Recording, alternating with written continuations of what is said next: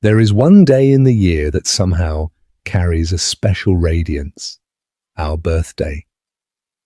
A day when one is supposed to feel happy, grateful, and festive because one was born.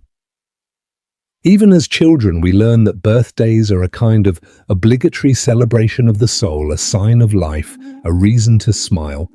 But over time that changes, and many eventually feel something different, something deeper that doesn't quite fit the common idea of joy.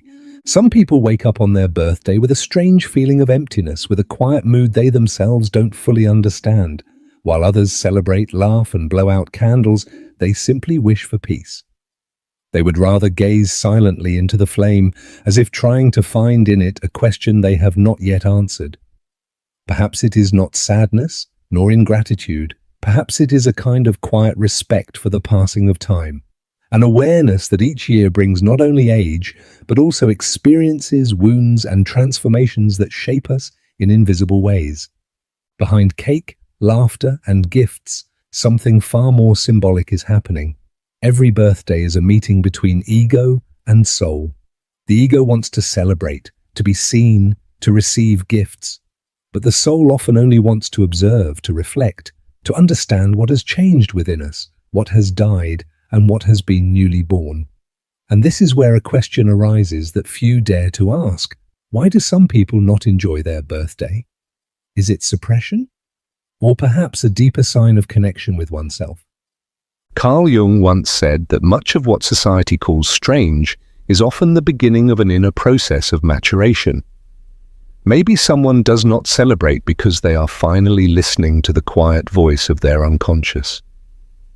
Sometimes the soul does not want noise. It wants meaning. And in that silence, which others do not understand, there often lies a deep wisdom about who we really are and where we are going. We live in a society that has turned happiness into a moral duty. From childhood, we are taught that sadness is a mistake, that we should always smile even when something inside us is breaking. Birthdays, unfortunately, have become a clear example of this emotional expectation. If you don't post photos, throw a party, or share enthusiastic thank yous on social media, questions come immediately. Is everything okay? Why aren't you celebrating? What's wrong? As if silence or thoughtfulness were a sign of inner defect. But what many call apathy is often pure authenticity. Some people don't want to fake a joy they do not feel, nor follow the social script that dictates how a birthday should be properly lived. That is not a sign of bitterness, but of deep respect for one's own inner state. Jung said that the mask, the persona, is necessary to function in the world, but he also warned against confusing it with our true identity.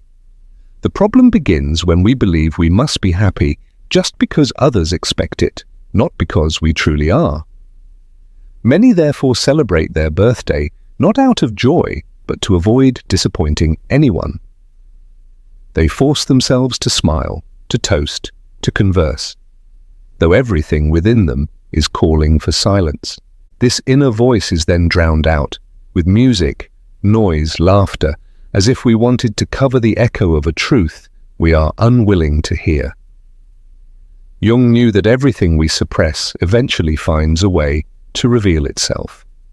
If we ignore our true feelings, the unconscious responds in its own way, with emptiness, restlessness, or inexplicable sadness, precisely on the day we are supposed to be happy.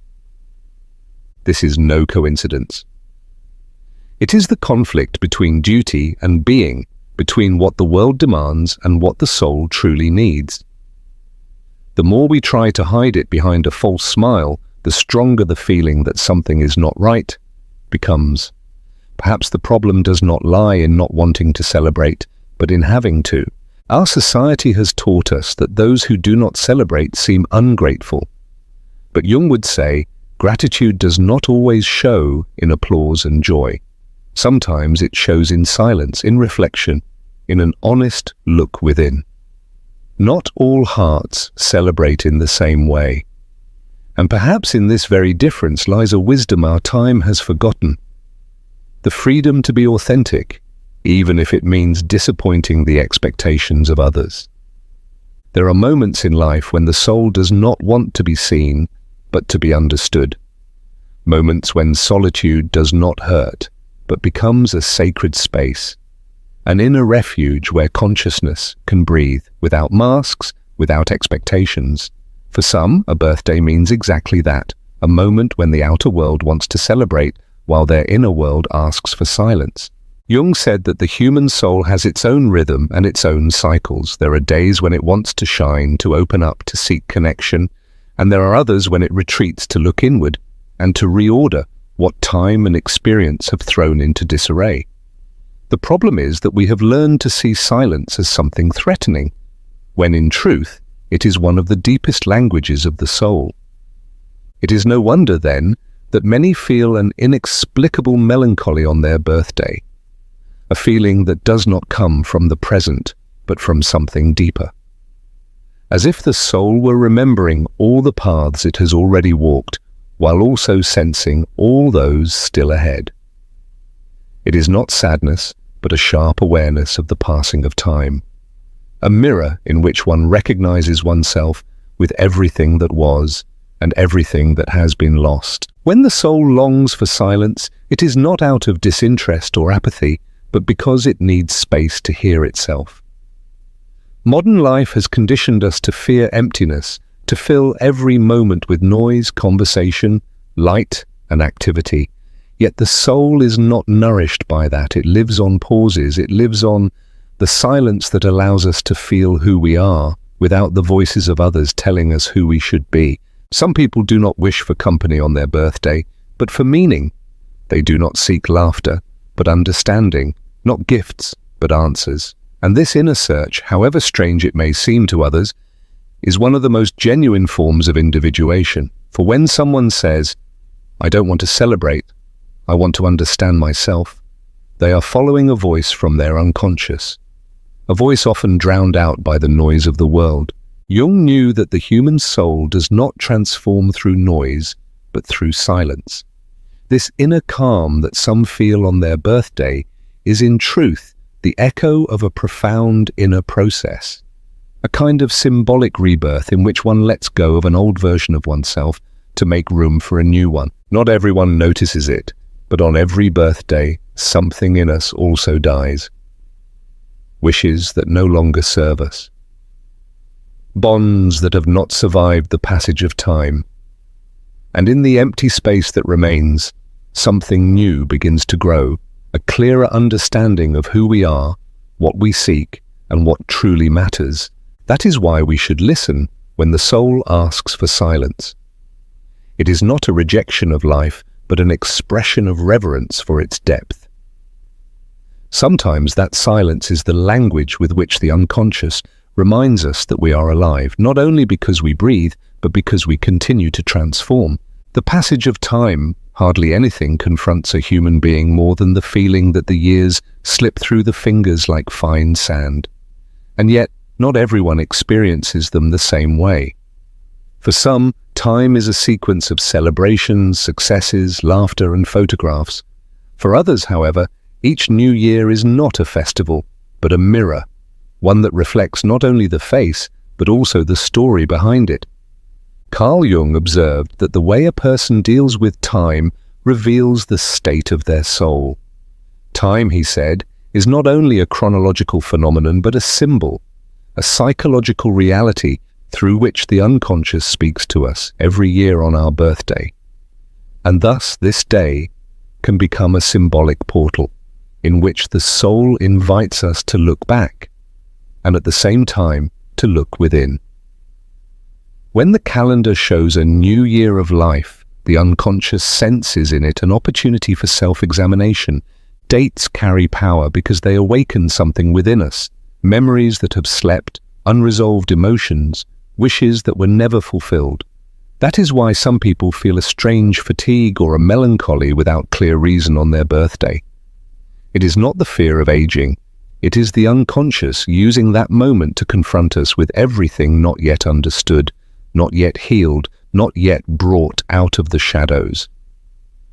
When time is viewed through the eyes of the soul, it ceases to be linear. Each year does not only lead us forward, but also inward. It places us before our old choices, our former selves, our unfulfilled promises. Thus, a birthday can become a kind of symbolic transition, an invisible boundary between what we no longer are and what we may yet become. It is no coincidence that many feel the urge to reassess their lives precisely on these days.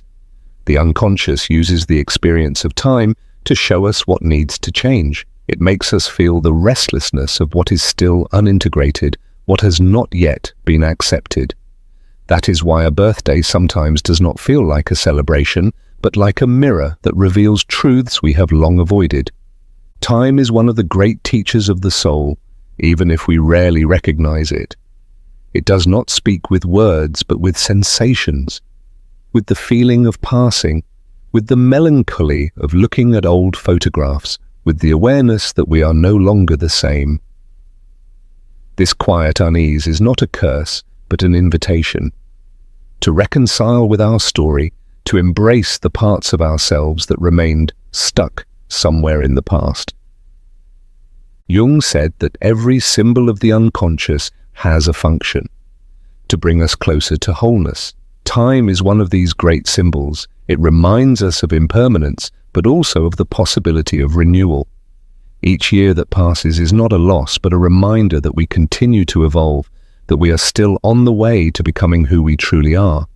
Perhaps that is why some feel no desire to celebrate, because inwardly they sense that a birthday is more than a cheerful date, that it is a quiet encounter with the mystery of time. And in the face of this mystery, the soul does not seek noise, but understanding. There are days when life feels quieter and slower, as if the soul wished to pause. On birthdays, this is often felt especially strongly. While the outer world wants to celebrate, something within us withdraws, as if a deeper layer finally wished to speak. This inner retreat, which many interpret as disinterest or sadness, can in truth have a symbolic meaning. It is the ego stepping back so that the unconscious can express itself. The ego, that part of our psyche that builds identity, lives from the attention of others, from recognition and affection. On a birthday, it is especially in the spotlight, receiving messages, congratulations, attention. Yet for some, the opposite happens. Instead of feeling seen, they feel exposed. Instead of joy, they experience a strange distance, as if the image others celebrate does not match what they truly feel. In that moment, the ego withdraws, and a deeper, older voice emerges, that of the unconscious. It does not seek congratulations, it seeks meaning. The unconscious uses such moments of openness to remind us that we are more than our social mask, more than achievements, more than dates on a calendar. This feeling of emptiness that may arise is not a lack, but an opening. When the ego falls silent, the illusion of control dissolves. We realize that we truly control neither time, nor feelings, nor the direction of our life. This realization can shake us, but it also liberates, because it creates space in which the soul may breathe without the pressure of having to be someone specific. Jung observed that the unconscious reveals itself especially when the ego yields, through symbols, dreams, sudden insights, or subtle sensations. That is why it is no coincidence that people often have meaningful dreams around their birthday, that old memories surface, or that they feel an unusual sensitivity. The unconscious uses this crack in the facade to bring to light what wants to be recognized. If we have the courage to listen to this quiet voice, we discover something essential, that behind the apparent sadness or emptiness lies a call to reconnect with the essence within ourselves, not with the image the world has of us, but with the truth of who we are. The retreat of the ego is not a failure, but a natural process. The unconscious does not destroy the ego, it transforms it. And every year, as the circle of our birthday closes, a part of us is renewed. An old identity dies so that a new one can emerge, This process is not always joyful, but it is full of meaning. So when someone seems quiet or thoughtful on their birthday, it does not mean they are sad. Perhaps they are experiencing a quiet inner ritual, the moment when the ego grows silent so that the soul can finally speak. And when someone feels no desire to celebrate, they should not be regarded with astonishment or pity, but with respect. For often that silence is not a no to life, but another way of honoring it. Some simply sense that life is not measured in years, but in meaning, and that time, for those who feel more deeply, is not a line but a spiral, leading us step by step toward our innermost center. The soul does not celebrate for no reason. It celebrates when it has understood something, and sometimes, for that, it must remain silent. What many interpret as disinterest or emptiness can, in truth, be a quiet search, the need for meaning. That feeling of emptiness or inner distance, which some experience around their birthday, is not necessarily negative. It is a sign. The soul is saying, something no longer fulfills me. Something has lost its value, and only in silence, in this apparent apathy, can we truly hear the message. Jung knew that the strongest symbols of the unconscious do not appear loudly, but quietly. The soul does not shout.